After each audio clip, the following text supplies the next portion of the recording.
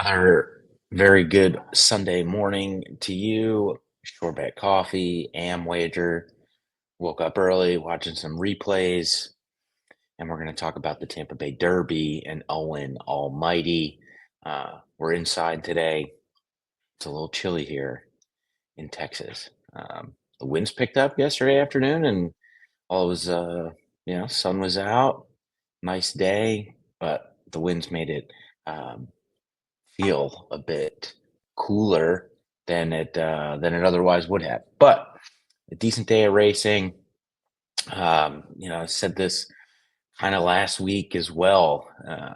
Just kind of waking up on a Sunday morning, kind of reviewing your bets, looking at what went well, what didn't go well, and again, just trying to be too cute with some pick three tickets at Tampa Bay yesterday. We were, and I say we, my brother and I like to just bet together.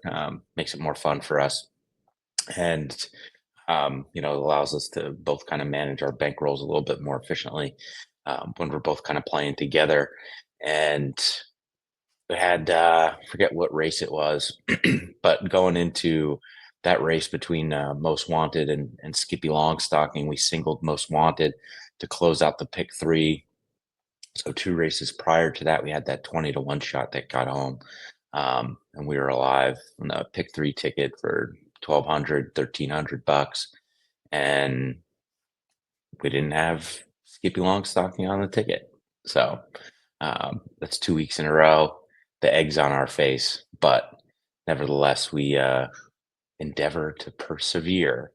And let's take a look at the Tampa Bay Derby from yesterday, and then I'll kind of highlight how I thought our pace points, which debuted on tracking trips yesterday on passthewire.com. I'll show you what that layout looks like and how it pegged um, this Tampa Bay Derby pretty well, so you would know, who was going to be up front and who was going to be running late, and we'll dissect this race here now as they break from the gate. You've got Owen Almighty on the inside, Brodeur. Um, cool name. I'm a big Devils fan, so that was that was exciting.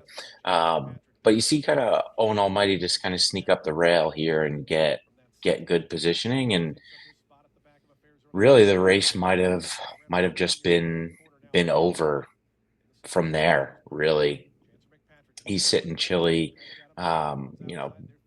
Brodeur's trying to work in to stay close, and at 21-1, you didn't really have tremendous amounts of confidence in him. The one that I was kind of disappointed with was Chancer McPatrick, and I don't know if when they turned for home here in 20 seconds or so. I don't know if he just got like completely discouraged, but right there, like you could kind of see he was starting to lose touch with Owen Almighty.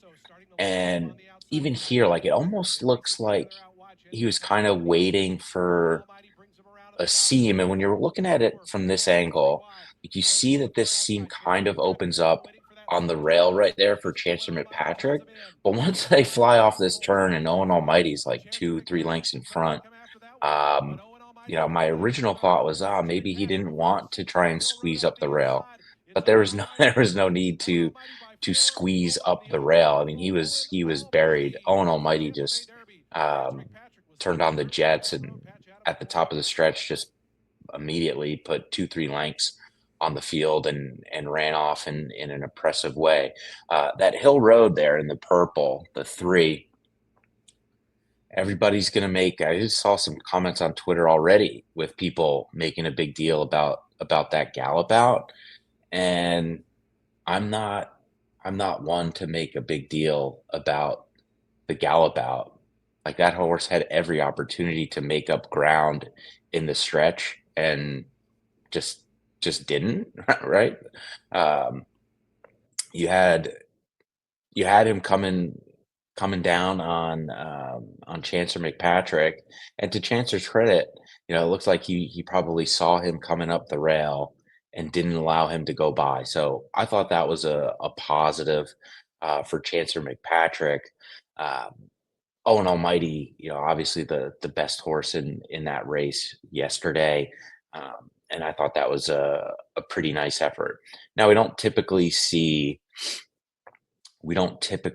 horses come out of the Tampa Bay Derby doing tremendously well in the Kentucky Derby, but with this spacing, I wouldn't be surprised if you see a lot of these horses come back on that last final prep weekend where you've got the Santa Anita Derby, which I'd be surprised if any of these top finishers um, shipped out there, but I would venture a guess that we'll see um, one, two, maybe three of them, those top three finishers, that first weekend in April in either the Bluegrass or the Wood Memorial.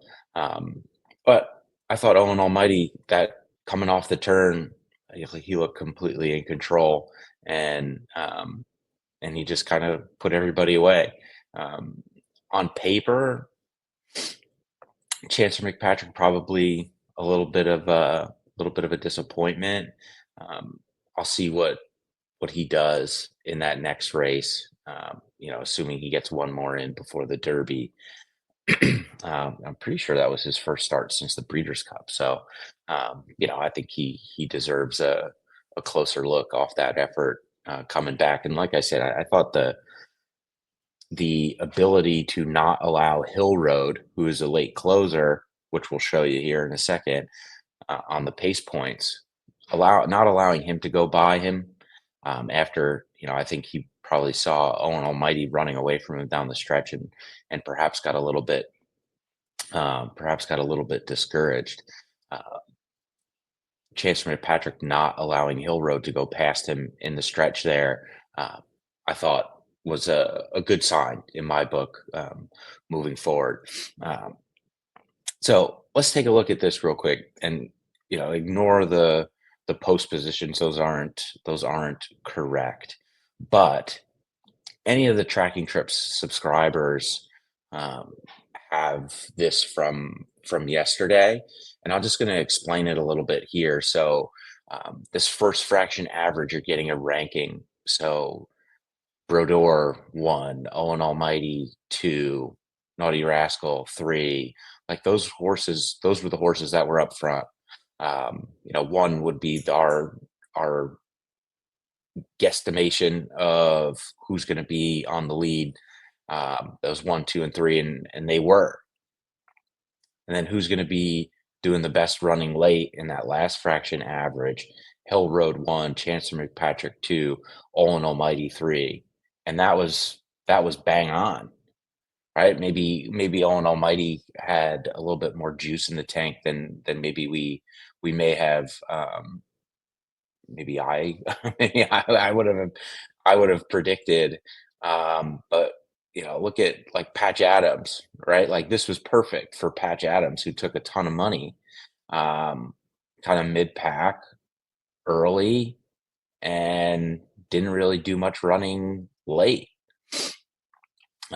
So using this as a tool um, helps kind of get an understanding of race flow, and we'll tweak the post positions so those are accurate moving forward weekend over weekend. But I just thought that this was a good example race to kind of show how these pace points, these rankings can can kind of help figure out race shape and how horses are going to be running early and how horses are going to be running late. And this Tampa Bay Derby was pegged pretty solidly using the pace points. We rolled this out yesterday to tracking trip subscribers on passthewire.com. It'll start being available for more folks over these next couple of weekends at passthewire.com. So um, be sure to check it out. And as always, if you got questions, email them to John or myself, and we're happy to help kind of talk you through it. Eddie C, nice guy, Eddie C, big part of this process as well. We're really excited about it moving forward. So, little sneak preview yesterday for the Tampa Bay card, and we'll have another little preview for a little bit of a wider audience this upcoming weekend, maybe for the Virginia Derby since it's a Derby prep. But we'll see which tracks we're able to crank out on the pace points moving forward. For next weekend. But Owen Almighty, very impressive. Chancer McPatrick, I thought, ran a little bit better than what the replay might show. And then Hill Road, I'm not a huge gallop out guy. I thought he had every opportunity to make up ground in the stretch, and he decided to do it after the race was over. So not inspiring to me, but watch him, run off the screen in one of these other preps or win the Derby, and I'll kind of eat crow. But anyway, we'll take a quick break. I'm going to grab a couple of sips of this short bet coffee, and then we'll come back, and I want to talk about two horses that have been rather popular in the last year or two that I might have a little bit of a different take on them than maybe perhaps some others. Stick around.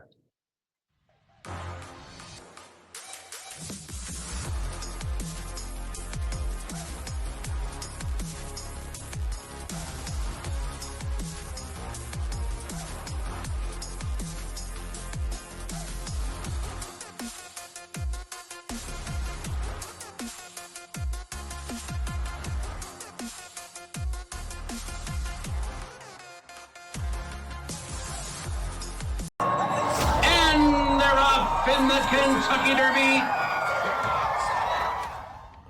For some, they say it's the most exciting 2 minutes in sports. For us, it's about potential financial opportunities. Never bring a knife to a gunfight, and make no mistake, big money is up for grabs, and this is a fight. Never settle for second best. The Past the Wire annual Kentucky Derby seminar. Nobody does it better. Preparation is key. Be better prepared, delve deeper, stealth. They won't see us coming, and they won't know we're there. Money management, ticket structure, pace, all the intangibles, thoroughgraph, everything that matters to make it count, to have that edge. In the end, if things go as planned, it'll be like we stole the money.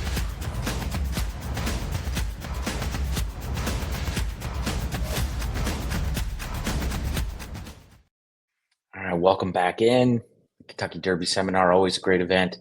John only does 2 seminars a year, Derby, Breeders' Cup, and that's as detailed of an analysis as you're going to get over those full 2 days of racing. Oaks, Derby, tons of great action. John's a great host, does an awesome job with the seminar. Always fun. So if you haven't signed up yet to save your seat, I suggest you do so.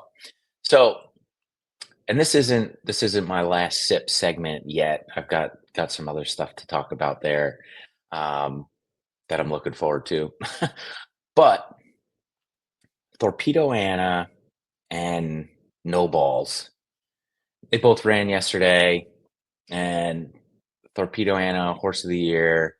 She won everything last year, and deservedly so, right? I think I like how Kenny McPeak marketed her, right? She won the Kentucky Oaks. She got her own Twitter account. He was inviting the public to workouts at Saratoga, and was just kind of tweeting about updates about her all throughout the year, which is cool, right? That's very cool.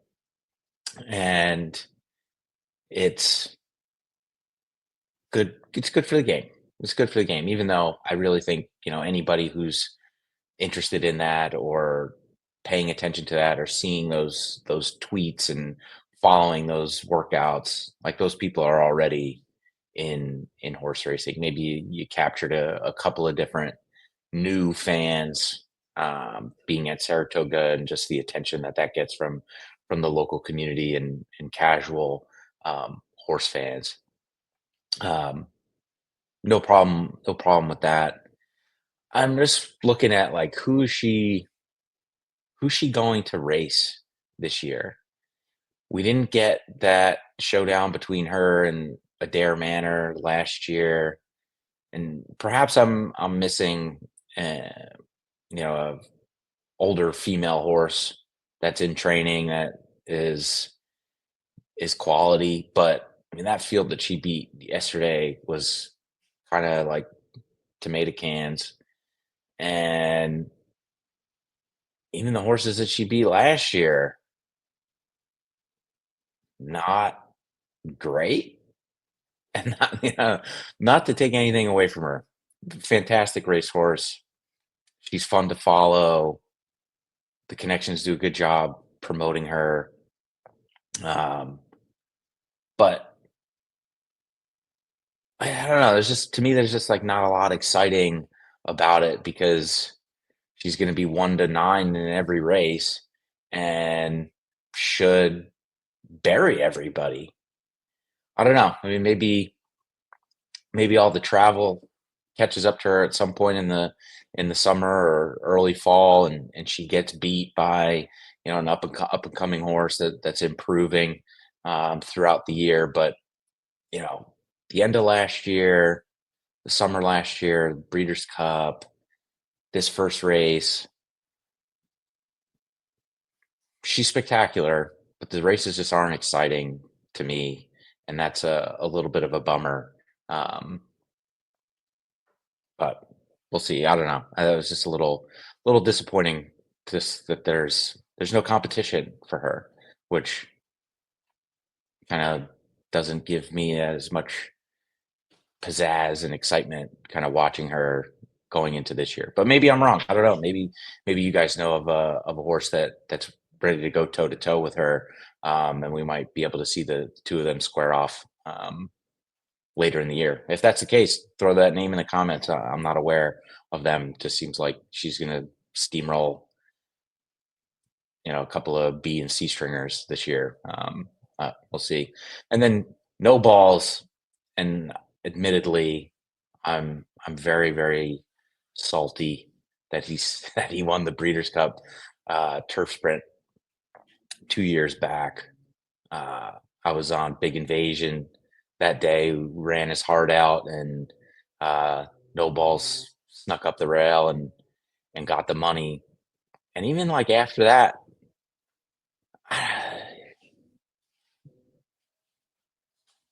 I don't know, like yesterday, that race was just like,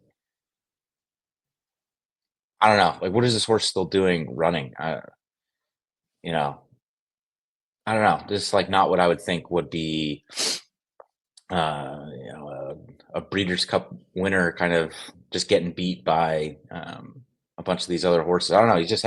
He hasn't been the same horse since then.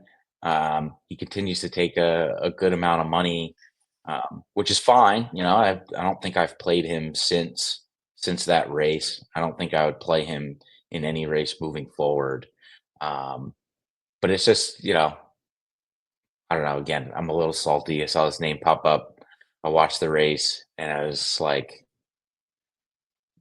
I don't know. He had to like run his career race when I was sitting on a big bet with Big Invasion, and this just still hasn't sat well with me, and I'm still complaining about him. A year and a half later. So that's that. No balls. Beat me once. Continues to haunt me, I guess. Thorpedo Anna, not sure who she's going to go up against this year, and that's a little disappointing. But we're going to take another quick break. We'll be right back with the last sip, where I'm going to talk about some other stuff happening in the world of horse racing that I thought was rather comical that I saw this week.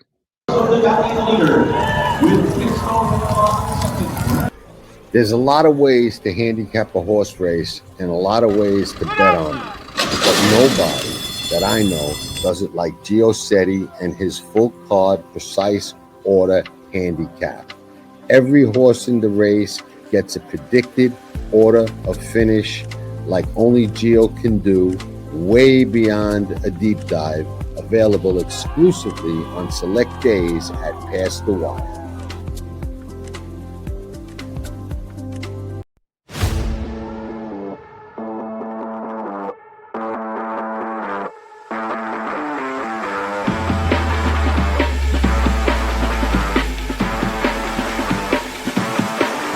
Go.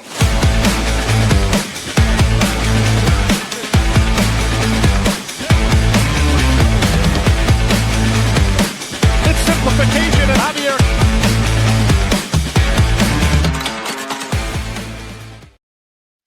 All right, welcome back. I hope everybody saw the news. I think it was Monday. An article came out in the Times Union, which is the big paper in Albany near Saratoga. And NYRA wants to put a Ferris wheel at the track at Saratoga for the 4th of July racing weekend. We got to talk about that.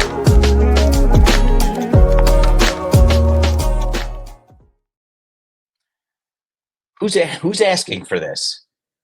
Who said that Saratoga needs a Ferris wheel for 4th of July? Who said Saratoga needs a Ferris wheel anywhere ever? Like, if anything, if they're trying to put something in there, like, wouldn't it be a carousel? Like, they have the carousel in Congress Park, which is a nice tourist attraction. Pay $1 and you can ride it.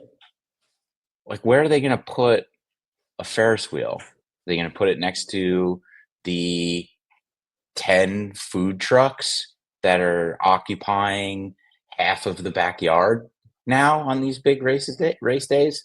They can put it in the middle of the infield. Like, who wakes up and says, you know what Saratoga needs? A Ferris wheel? That is like the silliest thing. We don't want a Ferris wheel. We want to be able to get in the door for less than $75. We want to have unique bet types. We want to have better pricing on our wagers. We want to have the ability to come in with our table and chairs and food and drink and not be, forced to pay $15 for a cocktail. But we're going to get a Ferris wheel or some sort of attraction like that. And don't get me wrong, I think there's a lot of good stuff that NYRA does. Some of these ideas are just like nuts, totally nuts. And I think it kind of speaks to maybe a bit of a larger thought process. I'm not hesitate to call it an issue, but right now they're going through a little bit of a transition period with more racing at Aqueduct as the new Belmont gets built, and they've had to make a couple of decisions to move some race dates around and bring the 4th of July racing weekend to Saratoga. They brought the Belmont Racing Festival to Saratoga, which is going to be there again this year, might be there again next year. We'll see. I don't know. This feels like they keep going back to the well, and the well being Saratoga. And that's like their default, that I will just do it at Saratoga. And last year, even the last like 2 years, maybe it's because I'm getting older, but the sort of mystique of Saratoga seems to be kind of wearing off as they race there more and more and more and more. And, walking around there Saturday afternoons, even like, your typical Saturday afternoon, your Sunday all day. This is a ghost town during the week, not too crowded. And I'm not sure that a Ferris wheel or some other sort of attraction like that is what's going to bring people bring people in. Um, goofy stuff, goofy stuff. I don't think that's what the people are asking for. And you know, back in the day when they were running there for 20 something days, and then they moved it to 40, and now it's, with the Belmont Racing Festival, 4th of July, you're pushing closer to 50 racing days there. And the community loves it. The community loves it, but the racing quality is way down. And that's across the board too. But I guess you kind of notice it more at a place like Saratoga just because you're focusing on it almost every day of the week. Um, so I wish they would kind of focus on that aspect of it rather than talking about bringing in a Ferris wheel or something. Um, but again, it goes back to what I talked about a few weeks ago. Like these aren't, these aren't like gambling events in the executives' minds. They're entertainment events first, um, gambling event second, and ultimately, I think that's going to be the downfall for a lot of these tracks over the next couple of years. So we'll see what they bring in. Uh, I'll be up there for the July 4th weekend in Saratoga. At least that's the plan. So we'll see. Maybe I'll see you at the top of the Ferris wheel. We're going to wrap it up. Another edition of Sunday Morning Coffee. Thanks for hanging out with me. Owen Almighty, impressive. Chancer McPatrick, probably not as bad as maybe the replay would suggest. We'll see how the rest of the Derby preps shake out. Shore Bet Coffee, Amwager. Again, Amwager, I love just being able to type Owen Almighty and all of his races come up in the replay section. So fantastic platform. Shore Bet Coffee. As always, everybody have a great rest of your Sunday, and we will see you next week.